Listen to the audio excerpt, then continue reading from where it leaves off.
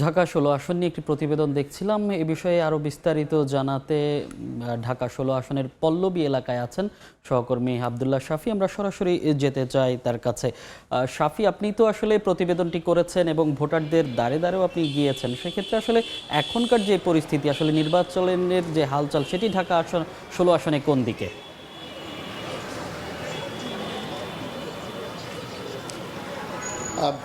নির্বাচনের পরিস্থিতির কথা যদি বলেন তাহলে এই ঢাকা ১৬ আসনের নির্বাচন আমি গত কয়েকদিন যা ঘুরেছি তাতে করে সাধারণ মানুষের মধ্যে যে নির্বাচন নিয়ে খুব বেশি আগ্রহ আলোচনা আছে, কিন্তু আগ্রহ আলোচনা খুব বেশি সেটা দেখা যাচ্ছে না। কারণ আপনি যদি খেয়াল করেন যে সাধারণত আমাদের বাংলাদেশের পার্সপেক্টিভে যে নির্বাচনগুলো জমে ওঠে সাধারণত অবকাঠামো উন্নয়ন, মানে প্রার্থীরা আসেন, প্রতিশ্রুতি দেন এবং জনগণের একটা চাওয়া পাওয়া থাকে যে আমাদের এলাকার উন্নয়ন হবে। কিন্তু এই ঢাকা ১৬ আসনে যদি দেখেন আপনি, তাহলে ঢাকা ১৬ আসনের যে অবকাঠামো উন্নয়ন সেটি কিন্তু যোগাযোগ ব্যবস্থা খুবই ডেভেলপড। এইদিকে ফ্লাইওভার, প্রচুর ফ্লাইওভার আছে, তারপর মেট্রো রেল আছে এবং আবাসিক এলাকাগুলো খুবই পরিকল্পিত।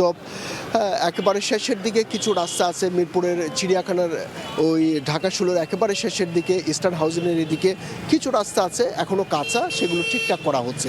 এর বাইরে পুরো ঢাকা শহরের এই যে ঢাকা ১৬ আসনের যোগাযোগ ব্যবস্থা এবং অবকাঠামো উন্নয়ন কিন্তু খুবই চমৎকার এবং এই নিয়ে কিন্তু মানুষের মধ্যে স্বস্তি আছে। তবে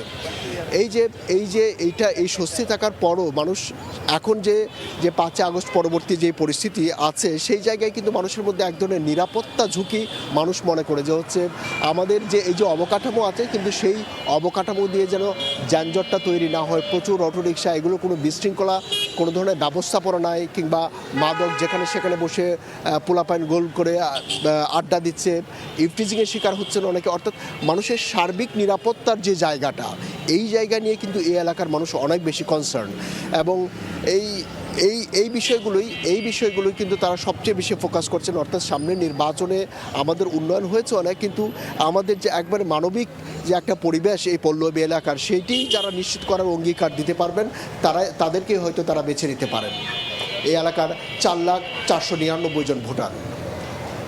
শাফি, আপনাকে অসংখ্য ধন্যবাদ। সহকর্মী শাফি জানাচ্ছিলেন ঢাকা ১৬ আসনের বিস্তারিত।